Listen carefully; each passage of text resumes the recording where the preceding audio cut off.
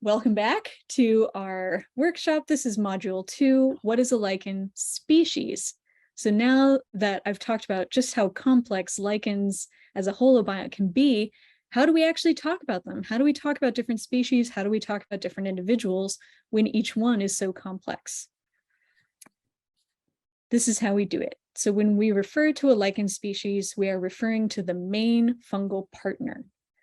There are many different terms that we give this main fungal partner: the fungal symbiont, the mycobiont, which again, if you break it down, just means the fungal symbiont or fungal biological entity. And when we come from a fungal perspective, we refer to these as the lichenized fungus, because of course there are many fungi that don't form lichens. So those would be just fungi or non-lichenized fungi. So when we refer to a lichen species, it's referring to the fungus. Why do we do this? We do this because, as I mentioned in that classic definition, when we talk about lichen in that classic definition of that main fungal partner and a photosynthetic partner, the main fungal partner is building most of the structure that we see. So the structure that we recognize as a lichen is mainly composed of that fungal partner. All of those other things still exist within it or on it, but it is the main component of the structure in terms of actually building it and biomass. So what I'm showing you here is we have this lichen and we've sliced right through it like slicing a piece of bread for a sandwich. And so you can see that green layer. So that's the layer of green algae in there. But everything else that you're looking at in this image, other than the bark that is underneath of it, is fungus. So that is why we have classically referred to the lichen species as that main fungal partner. And that is how I will introduce different lichen species to you throughout this workshop. This has, I'll get to this in a bit, but I'll just say it here too. This has, led to us sort of thinking that, again, the algae are less diverse than the fungi that are involved in lichens. They might be less involved, but that it was partly based on their morphology. When the algae are in lichens, they're mainly just these little green balls. And so it's hard to differentiate one from another. But now that we have genetic and molecular tools, we're learning that they are quite diverse as well. And like I said, I'll get to that in a further slide. But so there was some debate decades ago at this point to give unique names to each partnership. That gets very complicated very quickly. First of all, in terms of the fact that species nomenclature is just based on an individual rather than a composite, but also the partnerships can vary quite a bit. And again, I'll get to that later in the program, but it made it easiest to just refer to a species as the fungal partner and then say fungal partner X with algal partner B, for example. So that's how we do that. So just thinking from the fungal perspective, we'll circle back to the photobionts. Lichenized fungi are polyphyletic. And what that means is they are a group of mixed evolutionary origin with more than one common ancestor. And what that means is that evolutionarily, lichenization didn't just happen once. It's happened multiple times in different lineages. And that in and of itself, I think is really cool. So there's something beneficial about this lifestyle that has, caused it to arise more than once. The vast majority of lichenized fungi fall within the Ascomycota. These are the cup fungi. And it's one whole phylum of fungi.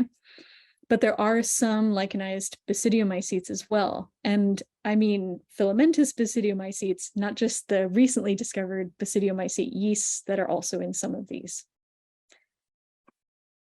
If we zoom in on this figure from a really great paper. The citation was on the previous page from Biological Reviews. It's a really great paper that came out in 2019. If we zoom in on the Ascomycota, even within that, you can see that there are different groups that contain lichenized fungi.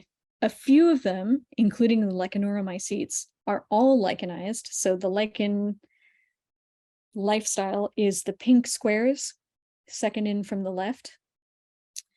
And other groups, like the Sordaromycetes, have some potentially lichenized fungi, but then also have all of these, also contain fungi that have these other traits, including endophytes or plant pathogens or pathogens of other things, or saprotrophs, so things that break down decomposing material.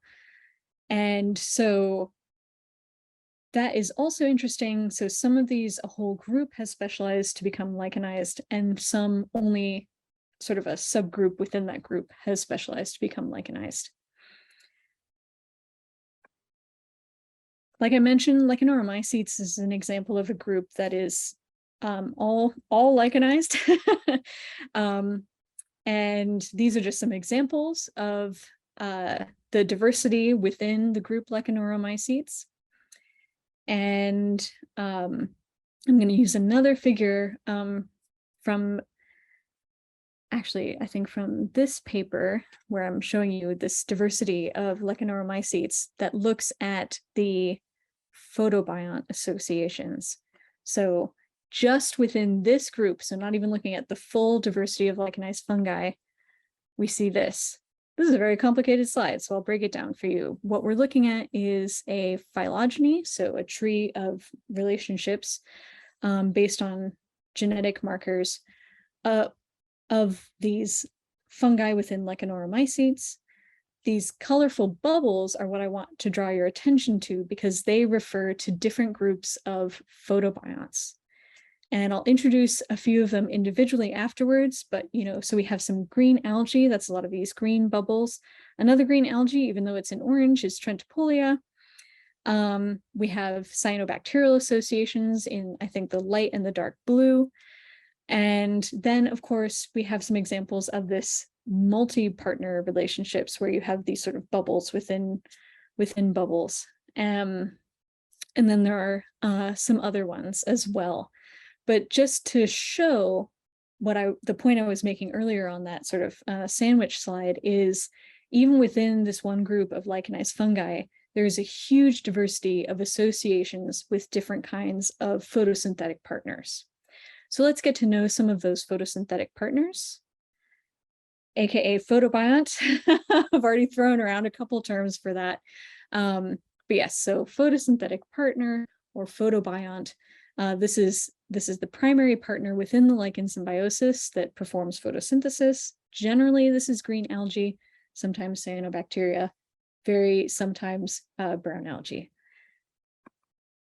So one of the most common ones you will come across is algae within the family Tribouxiaceae. These include Asterochloris and Tribouxia. Those are genera. And there are many species within those genera that form lichen associations. Like I said, when we look at them, especially to an untrained eye, which mine still is, they just all look like little green spheres. They're adorable, but morphologically, they can be very challenging to distinguish from one another. So thank goodness for molecular tools that enable us to at least barcode these things, if not get into much deeper evolutionary relationships, which again has shown us that even just within the Tribouxiaceae, there's a huge diversity of lichen photobionts. Trentipolia is another one, and it contains a lot of carotenoids, which is why it's orange in color. And on the right is a microscopic view of it. So it often exists in a filamentous form. And in fact, you can see it free growing very obviously. So if you are joining us in California, you can actually go to the coast in various places and just see it covering branches of cypress trees and other trees that are growing along the coast. Now, the conditions have to be just right. I'm originally from South Florida, and I also saw free-growing Trentipolia, but instead of plastering branches like that, it would just be a tuft of orange here and there on the side of a tree. We believe that Trubouxia are also free-growing, but we don't observe them in the form that we see the Trentipolia, and so for a long time, that led lichenologists to have this idea that Trubouxia were obligate in the lichen symbiosis. Like you would only find them in the lichen and nowhere else. And so they relied completely on being lichenized to persist. We don't hold to that anymore, but like I said, it's still harder to find free-growing Trubouxia than it is Trentipolia or cyanobacteria. Cocomixa is another example of a green algal photobiont found in lichens. It can be distinguished a little bit from the Trubouxiaceae because they tend to be these more oval shapes than the super like perfect cute little spheres. They are found in fewer groups, at least within the Lichenoromycetes, than the Trubouxiaceae, but they are still quite a common lichen photobiont. And then finally, cyanobacteria. Nostoc is an example of a very common cyanobacterial photobiont, but there are some other genera of cyanobacteria that are also found in lichens.